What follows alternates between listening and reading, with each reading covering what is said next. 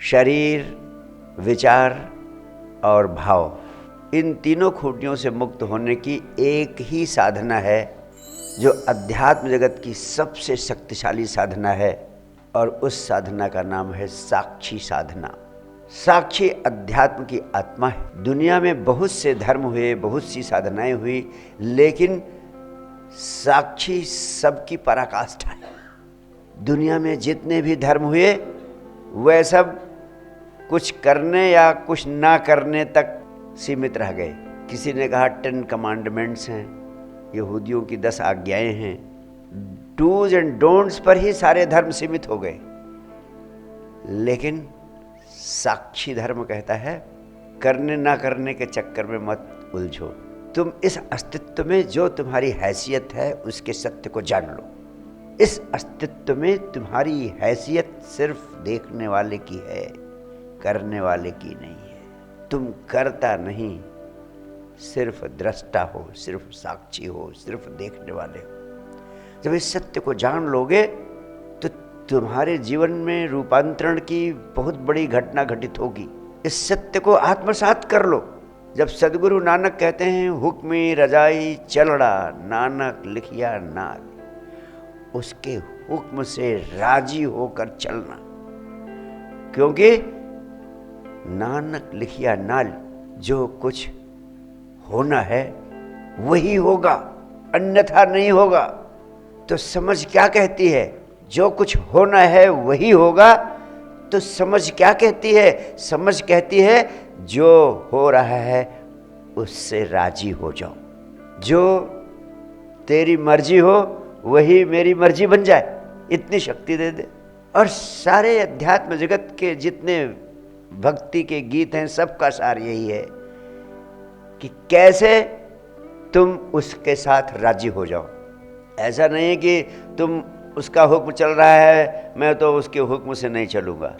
तुम कितना भी तय कर लोगे उसके हुक्म से नहीं चलोगे, तुम्हें चलना ही पड़ेगा।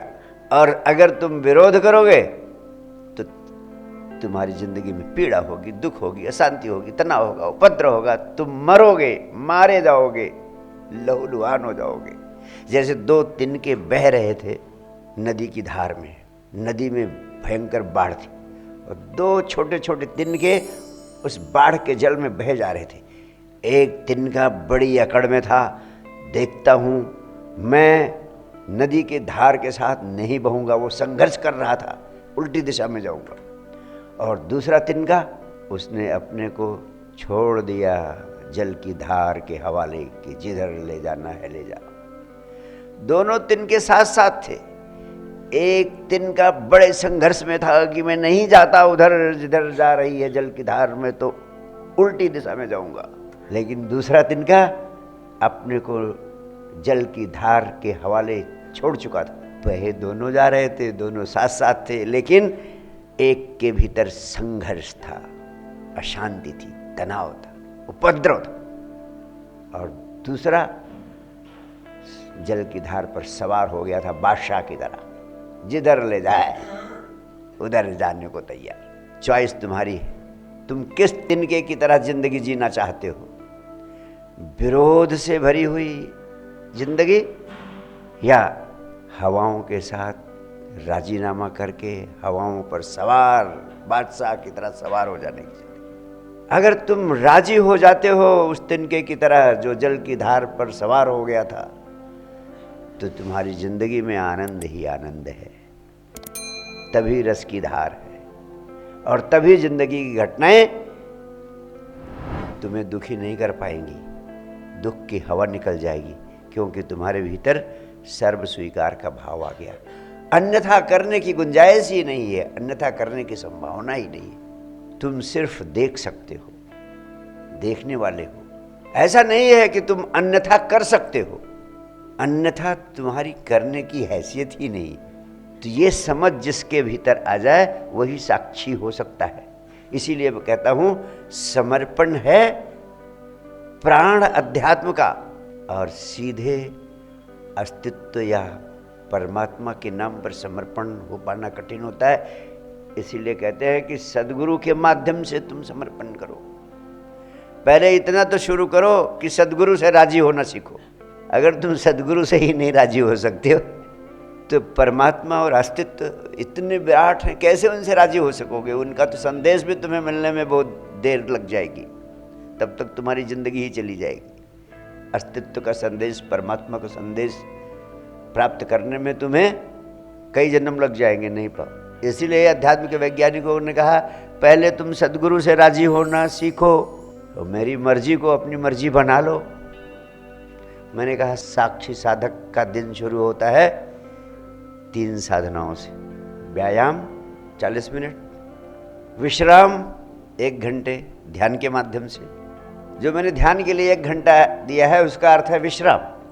सम्यक आहार, सम्यक आहार ठीक से खाओ, मेरी मर्जी के हिसाब से खाओ, तब तो तुम मेरे से राजी हुए। और पता लगा कि जब तक खा रहे हो तब तक मुझे भूल गए। खाने के बाद गुरुदेव को याद करेंगे। गुरुदेव ने कहा था जिस काम को करो पूरा ध्यान उसी में लगा दो, तो इस समय गुरुदेव की कोई जरूरत नहीं है। इस समय जितना हो झोंक दो। अब गुरुदेव को फॉलो भी कर रहे हो।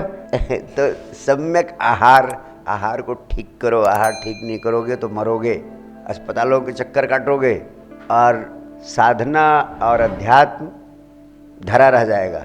इसलिए कहता हूँ पहले ठीक से खाना सीखो।